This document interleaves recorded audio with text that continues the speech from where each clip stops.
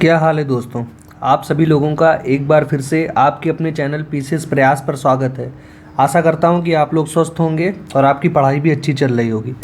अभी तक हम लोगों ने आय दृष्टि से रिलेटेड कई सारे वीडियो चैनल पर अपलोड हो चुके हैं, जैसे कि समसामयिकी कंप्लीट हो चुकी है, राष्ट्रीय परिदृश्य आपका पूरा कंप्लीट हो चुका है। आज उसी क्रम में आगे बढ़ते हुए ये आप लोगों के लिए उत्तर प्रदेश परिदृश्य का पूरा वीडियो है। कोशिश करी जाएगी कि इसी एक वीडियो में आपको पूरा कंप्लीट करा दिया जाए। आप लोगों को दोस्तों कैसे वीडियोज ये लग रहे हैं, आप लोग अपनी राय ज़रूर कमेंट बॉक्स में दिया करिए, ताकि हम लोगों को पता चल सके कि क्लासेस कैसी जा रही हैं। ठीक है, आप लोग टेलीग्राम से भी जुड़ सकते हैं, उसकी लिंक आपको डिस्क्रिप्शन बॉक्स में मिल जाएगी। वहाँ पर ये जो हाईलाइटेड मटेरियल रहता है, मतलब जो मेन पॉइंट्स जो मैं हाईलाइट करता हूँ, जो आपको ज़रूर से ज़रूर याद होने चाहिए, वो वहाँ पर आपको मिल जाएगी। उसकी पीडीएफ आपको जब वीडियो सारा अपलोड हो जाता है उसके बाद वहाँ पर डाल दी जाती है, वहाँ से आप लोग उसको एक्सेस कर सकते हैं। बाकी जो पहले के वीडियोज़ हैं आप लोग उनको भी देखिए। अगर आज आप पहली बार चैनल पे आए हैं तो जो पहले से आय दृष्टि के वीडियोज़ अपलोड हैं उनको भी जाकर एक बार आप चैनल से देखिए। अगर आपको वो क्लासेस भी आप लोग कर लेंगे तो आप लोगों के लिए अच्छा रहेगा। ठीक है, बाकी करंट अफेयर्स का जितना भी सेक्शन है अभी रिमेनिंग, उसको भी 2-3 दिन में आय दृष्टि से रिलेटेड खासकर वो आपका मैक्सिमम 3 दिन में आपका पूरा करा दिया जाएगा। ठीक है, तो आज की क्लास को हम लोग स्टार्ट करते हैं। आज का जो हमारा पहला फैक्ट है दोस्तों वह ग्रेटर नोएडा से संबंधित है। जैसे कि ग्रेटर नोएडा में क्या हुआ है कि सेमीकॉन इंडिया का आयोजन किया गया है। ठीक है, उसकी थीम क्या थी दोस्तों? सेपिंग द सेमी कंडक्टर फ्यूचर।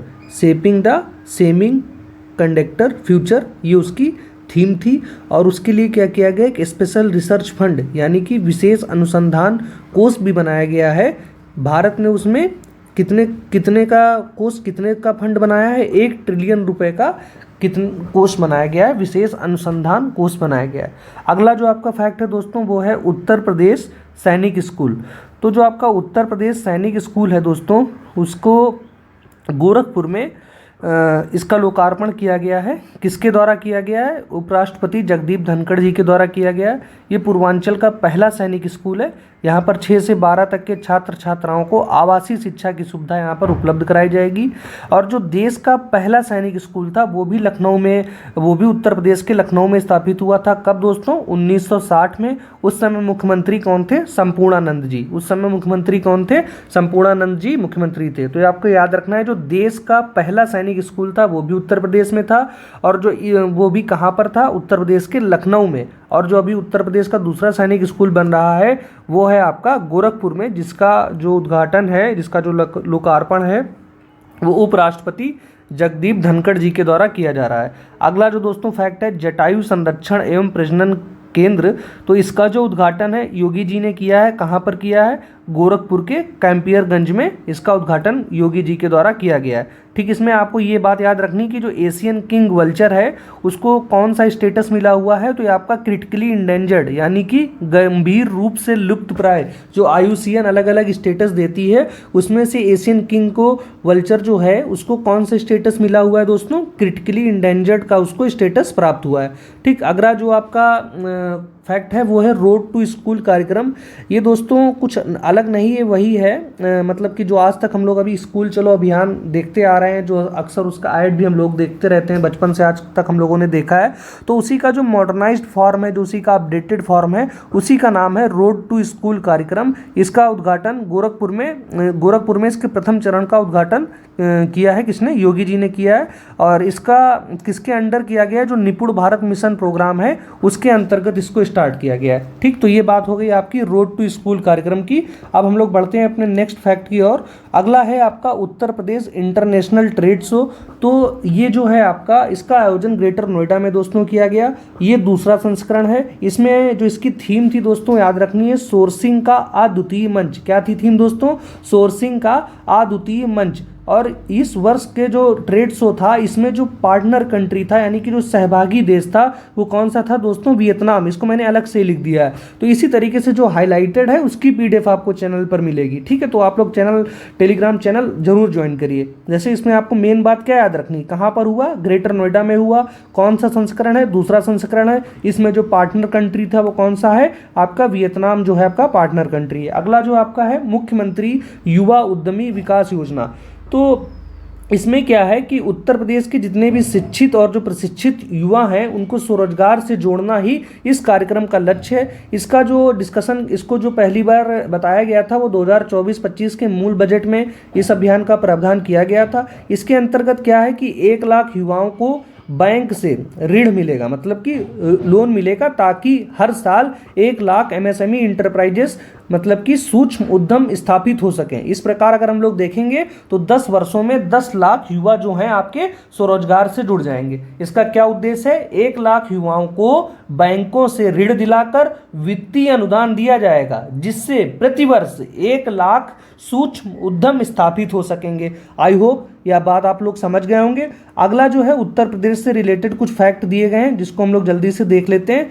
इसमें क्या है कि उत्तर प्रदेश देश की दूसरी सबसे बड़ी अर्थव्यवस्था बन चुकी है। ठीक है, उसके बाद उत्तर प्रदेश जो है आपका देश की दूसरी सबसे बड़ी अर्थव्यवस्था तो बनी चुकी है, साथ ही साथ अटल बिहारी वाजपेयी चिकित्सा विश्वविद्यालय का निर्माण पूरा हो गया। ये आपसे पूछा जा सकता है कहाँ पर है, तो ये आपका लखनऊ में है। दूसरा, महायोगी गुरु गोरखनाथ आयुष विश्वविद्यालय का भी निर्माण पूरा हो गया। ये आपका कहाँ है? ये भी आपका गोरखपुर में। अब हम लोग बढ़ते हैं अगले फैक्ट की ओर। तो मेजर ध्यानचंद जो यूनिवर्सिटी है, इनको जो समर्पित यूनिवर्सिटी बनाई जा रही है, कहाँ पर बनाई जा रही है? मेरठ में। प्रदेश का पहला फार्मा पार्क कहाँ पर बनाया जा रहा है? आपका ललितपुर में बनाया जा रहा है। उत्तर प्रदेश कई सारी चीज़ों में पहले नंबर पर है, उसको मैंने यहीं पर लिख दिया है। अल्कोहल और इथेनॉल के प्रोडक्शन में उत्तर प्रदेश पहले नंबर पर है। खाद्यान्न के उत्पादन में भी उत्तर प्रदेश पहले नंबर पर है। जो डिजिटल क्रॉप सर्वे के अंतर्गत जो क्रॉप का प्रोडक्शन है, जो फसल का उत्पादन है, उसके असेसमेंट के लिए भी, उसके असेसमेंट में भी उत्तर प्रदेश पहले नंबर पर है। और जो कॉरपोरेट्स हैं, जो कंपनीज हैं, उनके इन्वेस्टमेंट को अट्रैक्ट करने के मामले में भी उत्तर प्रदेश आपका पहले नंबर पर है। ठीक है, आई होप कि ये बात भी आपको क्लियर हो गई होगी। जो आपका अगला फैक्ट है दोस्तों, वो है उत्तर प्रदेश SCR यानी कि स्टेट कैपिटल रीजन, जिसको हम लोग उत्तर प्रदेश राज्य राजधानी क्षेत्र और अन्य क्षेत्र विकास प्राधिकरण विधेयक 2024 के नाम से भी जानते हैं। इसको उत्तर प्रदेश विधानसभा ने 31 जुलाई को पारित कर दिया। अधिकतर इसमें जितने भी बिल हम लोग देख रहे हैं मोस्टली 31 जुलाई को ही पारित हुए।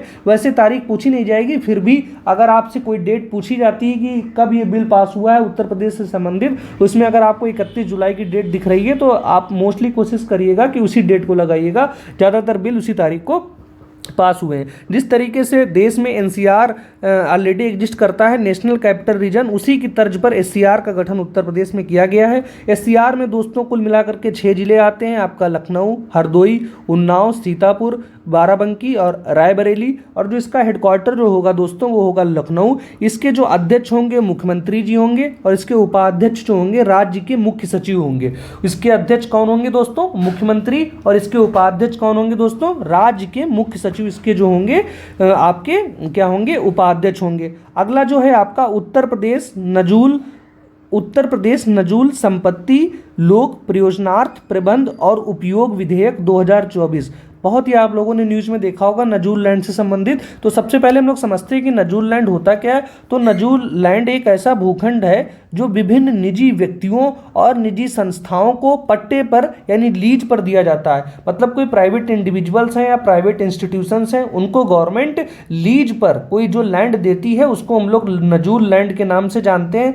ठीक है, इसमें क्या है कि अगर कोई भी व्यक्ति जिसको ये पट्टा मिला हुआ है वो जितना भी उसका टैक्स है, जो किराया है, उसको समय समय पर जमा कर रहा है, किसी भी शर्त का उल्लंघन नहीं कर रहा है, तो उसका 30 वर्ष का फिर से नवीनीकरण हो जाएगा। ये सीधे सीधे पूछा जा सकता है कितने वर्षों का नवीनीकरण होगा? तो कितने वर्षों का दोस्तों? 30 वर्षों का नवीनीकरण होगा।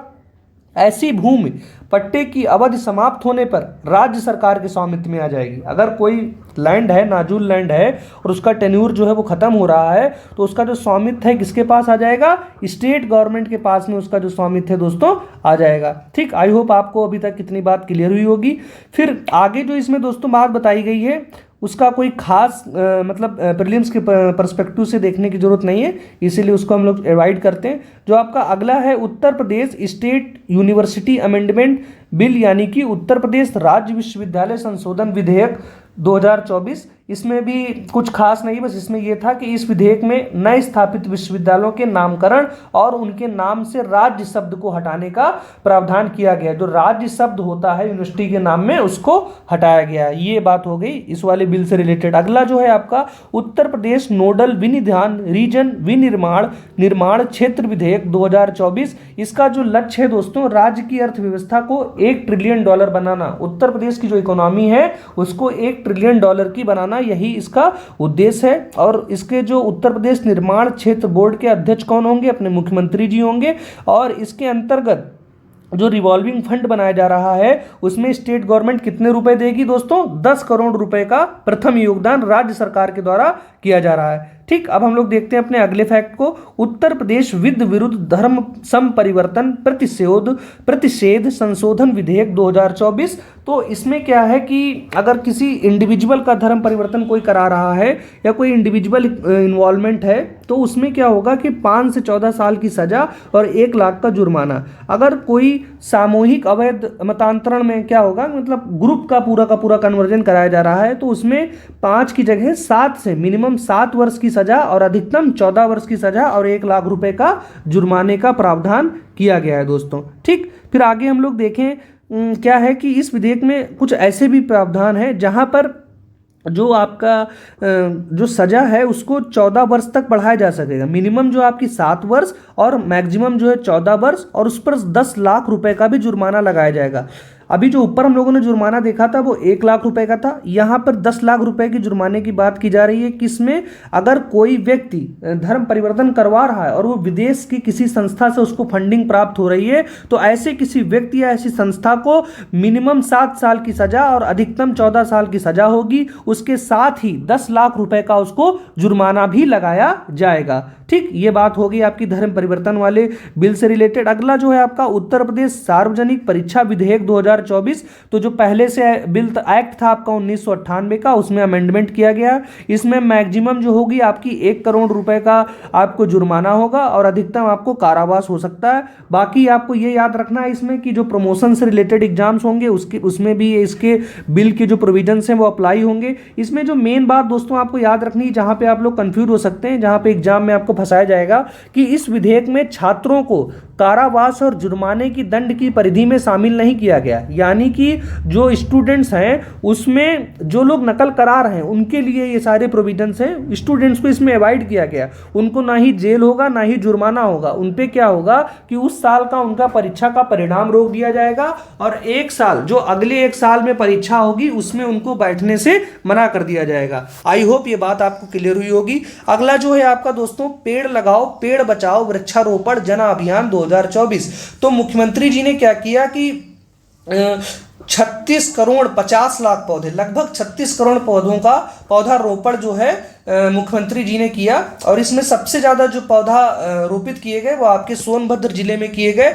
और इस अभियान का जो शुभारंभ किया गया था वो लखनऊ में कुकरैल नदी के तट पर स्थित सौमित्र वन में किया गया था। कहाँ पे इसका शुभारंभ किया गया था दोस्तों? मुख्यमंत्री जी के द्वारा लखनऊ से इसका शुभारंभ किया गया था। सबसे ज़्यादा वृक्षारोपण कहाँ किया गया, पौधारोपण कहाँ पर किया गया? सोनभद्र जिले में दोस्तों सबसे ज़्यादा पौधारोपण किया गया। ठीक है, बाकी इसमें 2030 तक की टारगेट है कि हमको ग्रीन कवर यानी कि हरित आवरण जो कि अभी 9.23% है उसको 15% तक बढ़ाकर करना है। तो आपसे सीधे सीधे पूछ लिया जाएगा किस सन तक ग्रीन कवर को 9.23% से बढ़ा करके 15% तक बढ़ाने के लिए किया गया है। तो आपको याद रखना है दोस्तों कि 2030 तक इसको बढ़ा करके कर दिया जाएगा। ठीक, आई होप आपको ये बात क्लियर हो गई होगी। आगे हम लोग देखते हैं कि इसमें हरिशंकरी वृक्ष वाटिका को भी मुख्यमंत्री जी ने स्थापित किया है। किसको स्थापित किया है? हरिशंकरी वृक्ष वाटिका को भी मुख्यमंत्री जी ने स्थापित किया है। अगला जो फैक्ट है उसको हम लोग देखते हैं प्रयागराज के रिलेटेड है। उत्तर प्रदेश के इस शहर में हमारा संविधान हमारा सम्मान अभियान का दूसरा क्षेत्रीय कार्यक्रम आयोजित किया गया। हमारा संविधान हमारा सम्मान जो मिशन है, जो प्रोग्राम है, उसका जो आयोजन किया गया, कहाँ पर किया गया? आपका प्रयागराज में किया गया और इसकी शुरुआत किसने करी? उपराष्ट्रपति जगदीप धनखड़ जी के द्वारा इसकी शुरुआत दिल्ली से की गई थी दोस्तों। कहां से की गई थी? दिल्ली से की गई थी। और उत्तर प्रदेश में इसका आयोजन कहां पर किया गया? आपके प्रयागराज में किया गया। अगला जो है आपका कुछ स्कीम्स के बारे में, उपवन स्कीम और हेरिटेज ट्री एडॉप्टेशन स्कीम। तो ये दोनों स्कीम उत्तर प्रदेश से रिलेटेड है और इनका जो एम था क्या था कि ग्रीनरी को, मतलब हरियाली को बढ़ा सके और जो ग्राउंड वाटर लेवल है उसमें सुधार लाया जा सके। ठीक, इसके अंतर्गत क्या है कि हेरिटेज ट्री एडॉप्टेशन जो योजना है उसके माध्यम से राज्य सरकार 948 हेरिटेज ट्रीज को पोषण करेगी। कितने ट्रीज को पोषण करेगी? बहुत ही इंपॉर्टेंट है, 948। कितने? 948 हेरिटेज ट्रीज जो हैं उनको पोषण कर, उन वृक्षों का पोषण करेगी। कौन सी योजना? Heritage tree adaptation scheme, heritage tree adaptation scheme. अब हम लोग बढ़ते हैं अपने अगले उसके ऊपर, मित्र वन।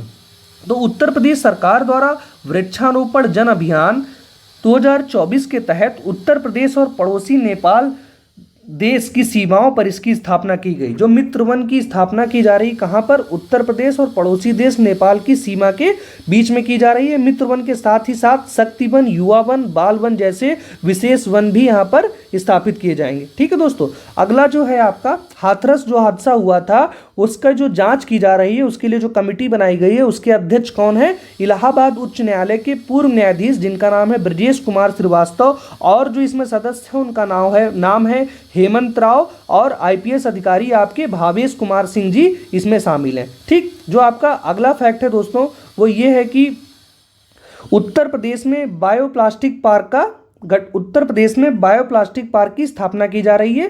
ठीक, जिसमें कहां पर की जा रही है? आपको ये याद रखना है कि उत्तर प्रदेश में जो बायोप्लास्टिक पार्क की स्थापना की जा रही है वो लखीमपुर जिले में तो की जा रही है, लखीमपुर जिले में भी कुंभी गांव में भी इसका स्थापना जो है की गई। किसकी? बायोप्लास्टिक पार्क की। अगला जो है आपका उत्तर प्रदेश का जो मंत्रिमंडल है उसने इंटीग्रेटेड मैन्युफैक्चरिंग क्लस्टर को कहां पर बनाने की मंजूरी दे दी? आपके आगरा और प्रयागराज में इंटीग्रेटेड मैन्युफैक्चरिंग क्लस्टर की स्थापना कहां पर की जा रही है? आगरा में और प्रयागराज में। आई होप ये बातें आपको क्लियर हो रही होंगी। अब आप बढ़ते हैं हम लोग अपने नेक्स्ट फैक्ट की ओर। अगला जो फैक्ट है आपका, प्राचीन तथा विरासत भवनों को पर्यटन स्थल के रूप में विकसित करने के प्रस्ताव को मंजूरी। तो इसमें आपको क्या है कि कुछ फैक्ट्स हैं उनको याद रखना है। आपसे सीधा सीधा मैच दी फॉलोइंग में पूछ लिया जाएगा कि कोठी रोशन उद्दौला जो आपकी इमारत है कहां पर है? कोठी रोशन उद्दौला जो इमारत है दोस्तों वो लखनऊ में है। बरसाना जल महल जो इमारत है आपकी वो मथुरा में है। और जो शुक्ला तालाब है वो आपका कानपुर देहात में है। माहेश्वर तिवारी का हाल ही में निधन हो गया। ये आपके प्रसिद्ध साहित्यकार और नवगीतकार हैं। इनको यश भारती पुरस्कार और उत्तर प्रदेश हिंदी संस्थान जो साहित्य भूषण पुरस्कार देती है वो दोनों पुरस्कार माहेश्वर तिवारी जी को से उनको सम्मानित किया गया था। ठीक, आपको ये याद रखना है कि माहेश्वर तिवारी जो हैं इनका संबंध उत्तर प्रदेश से, इनका हाल फिलहाल में अभी निधन हो गया है और ये साहित्यकार थे। इनको यश भारती पुरस्कार साथ ही साथ साहित्य भूषण पुरस्कार से सम्मानित किया गया था। अगला है आपका Uttar Pradesh green hydrogen policy.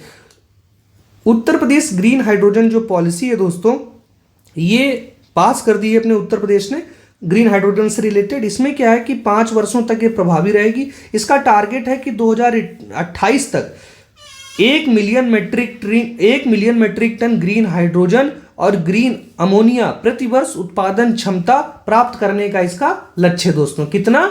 1 million metric ton प्रतिवर्ष उत्पादन करने का इसमें वो है क्या क्षमता जो है। बाकी इसमें आपका 25 लाख रुपए प्रतिवर्ष 5 वर्षों तक प्रदान किया जाएगा। जो इससे रिलेटेड स्टार्टअप्स हैं उसमें इनका जो नोडल एजेंसी है दोस्तों वो आपका यूपी नेडा, उत्तर प्रदेश नवीन एवं नवीनीकरण ऊर्जा विकास अभिकरण जो है इसकी नोडल एजेंसी होगी। इस समय में लगभग 1,20,000 रोजगार जो है आपके सृजित होंगे। अब बात करते हैं हम लोग राजा प्रताप सिंह कौन है। तो राजा प्रताप सिंह आपके स्टेट इलेक्शन कमीशन यानी कि राज्य निर्वाचन आयुक्त हैं। आपको ऐसे याद कर सकते हैं कि जिसका प्रताप होता है, जो जिसकी बहुत बोलबाला होता है वही अक्सर चुनाव में जीतता है। तो चुनाव बोलबाला प्रताप से याद कर सकते हैं। राजा प्रताप सिंह क्या है आपके उत्तर प्रदेश के राज्य निर्वाचन आयुक्त हैं। अगला है आपका राजकुमार विश्वकर्मा। तो ये मुख्य सूचना आयुक्त हैं, उत्तर प्रदेश के मुख्य सूचना आयुक्त, चीफ इंफॉर्मेशन कमिश्नर कौन है? राजकुमार विश्वकर्मा। इनका जो कार्यकाल होगा या तो 3 वर्ष का या 65 वर्ष की उम्र जो पहले हो जाएगा वो इसका कार्यकाल हो जाएगा। ठीक है, ये हमने बात कर ली राजकुमार विश्वकर्मा की। अगला जो है आपका मुख्यमंत्री युवा उद्यमी विकास योजना, इसको हम लोगों ने पहले भी देख लिया, 2-3 बार ये रिपीट हुआ है।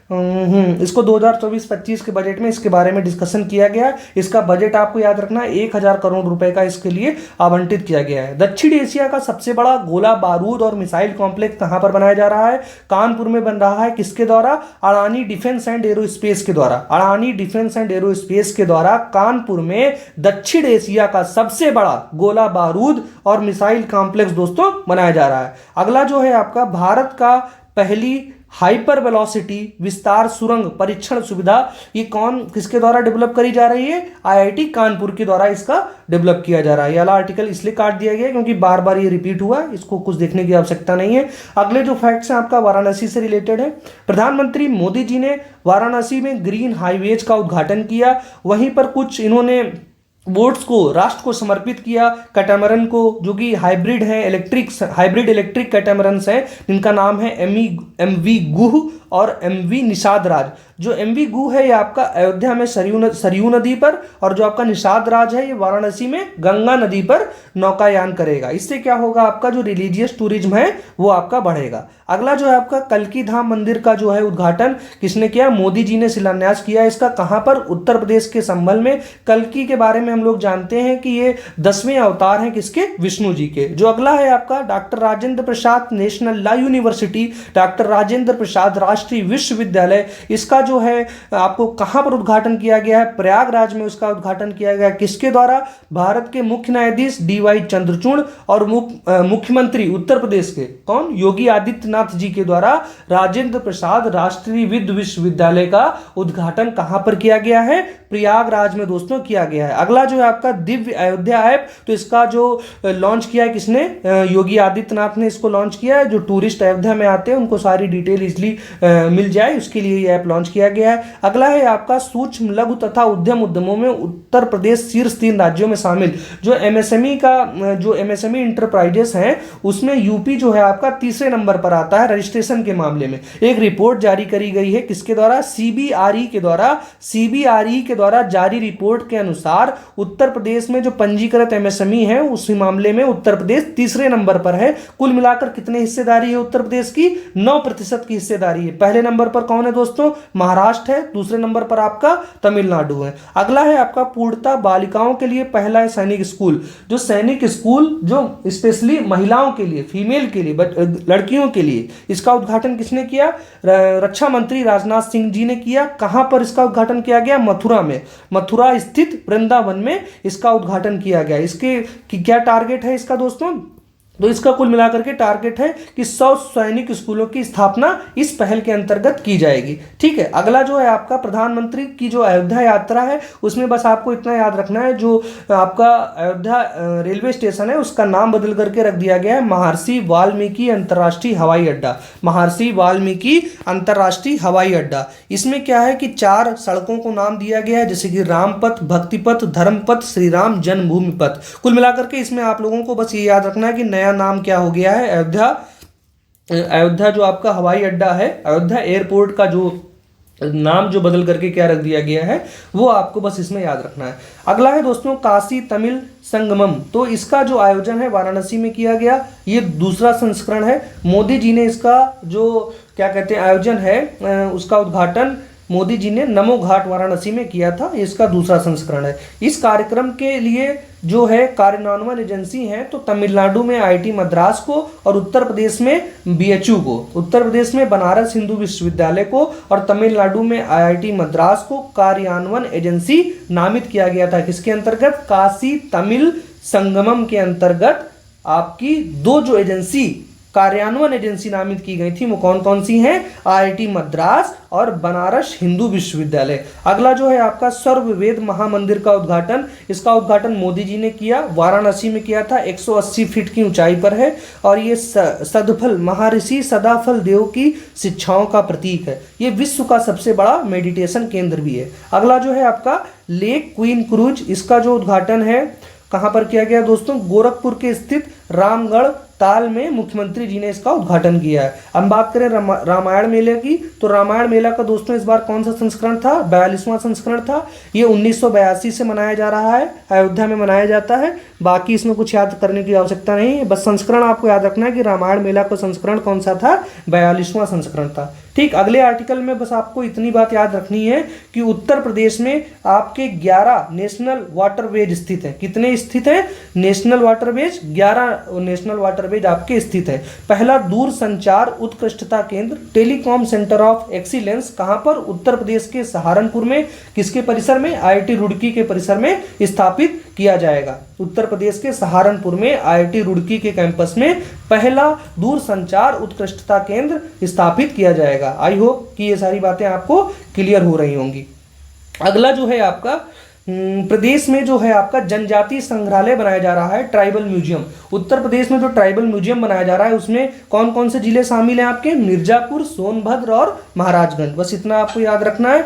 बाकी आपको ये पता होना चाहिए कि समर्थ अभियान क्या है। तो समर्थ अभियान उत्तर प्रदेश से रिलेटेड है। इसको ग्राम पंचायतों में डिजिटल लेन देन को बढ़ावा के लिए उत्तर प्रदेश सरकार ने इसको शुरू किया है। कितनी? 50,000 ग्राम पंचायतों में। कितनी ग्राम पंचायतों में दोस्तों? 50,000 ग्राम पंचायतों में। अगला जो है आपका मुख्यमंत्री योगी आदित्यनाथ द्वारा पशु चिकित्सा विज्ञान महाविद्यालय का शिलान्यास किया गया। कहां पर? गोरखपुर में। ये मथुरा में जो स्थित आपका पशु चिकित्सा विज्ञान महाविद्यालय है उसी से संबंध होगा। ये गोरखपुर का और पूर्वी उत्तर प्रदेश का पहला पशु चिकित्सा महाविद्यालय है। ठीक, अगला जो है दोस्तों आपका है कि एक एग्रीमेंट हुआ है आनंद डेयरी के बीच में और दो कंपनी है आपकी ब्राजील की, अमेरिया पजोरा और BH एम्ब्रियोस, इनके बीच आपका एग्रीमेंट हुआ है। किस लिए एग्रीमेंट हुआ है दोस्तों? ताकि मिल्क प्रोडक्शन का बढ़ावा हो सके। ठीक, अगला जो है आपका हर बच्चे के लिए हर अधिकार अभियान। तो इसकी जो थीम थी आपकी लैंगिक समानता और देखभाल और समर्थन इसकी थीम थी। पहला जो सोलर एक्सप्रेसवे है दोस्तों कौन सा है? बुंदेलखंड एक्सप्रेसवे को उत्तर प्रदेश का पहला सोलर एक्सप्रेसवे के रूप में विकसित किया जाएगा। अगला जो है आपका परिषदीय विद्यालयों में स्मार्ट कक्षाओं के संचालन में उत्तर प्रदेश का पहला जिला। सीधे सीधे आपसे पूछा जाएगा उत्तर प्रदेश का वह पहला कौन सा जिला है जिसमें स्मार्ट क्लासेस चलने लगी हैं परिषदीय विद्यालयों में? तो कौन सा जिला है दोस्तों?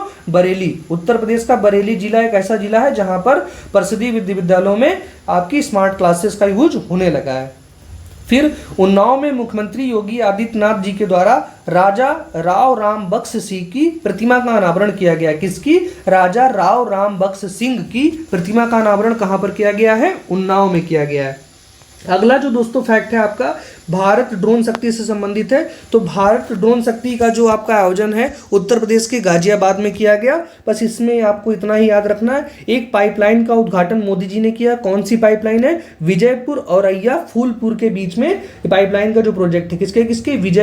विजयपुर औरैया और आपका फूलपुर। ठीक, अगला जो आपका दोस्तों फैक्ट है गांडीव 5 क्या है? एक ज्वाइंट एक्सरसाइज है दोस्तों। ये NSG नेशनल सिक्योरिटी गार्ड और उत्तर प्रदेश पुलिस द्वारा इसका आयोजन किया जाता है। कहां पर इसका आयोजन किया गया दोस्तों? लखनऊ में इसका आयोजन किया गया। उत्तर प्रदेश शिक्षा सेवा चयन आयोग का गठन कर दिया गया है। इसका हेडक्वार्टर कहां पर है दोस्तों? प्रयागराज में आपका हेडक्वार्टर है। जो आपका अगला फैक्ट है दोस्तों नंदिनी कृषक समृद्धि योजना से रिलेटेड है। तो ये जो स्कीम है आपकी नंद बाबा मिशन के अंतर्गत इसको लॉन्च किया गया है।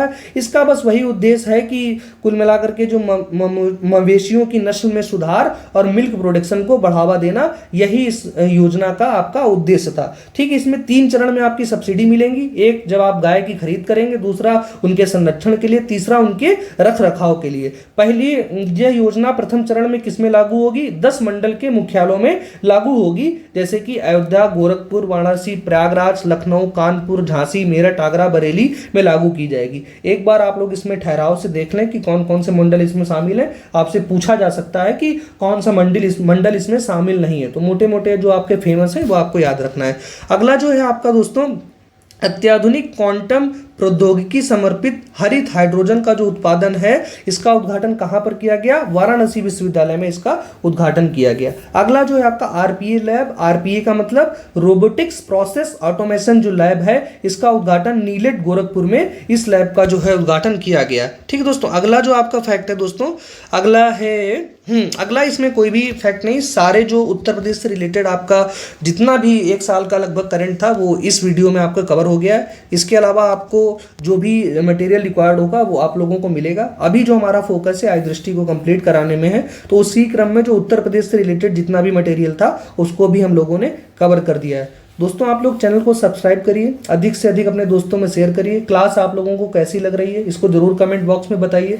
अगर अच्छी लग रही है तो भी बताइए, खराब लग रही है तो भी बताइए, ताकि अगली वीडियो में उसको सुधार किया जा सके।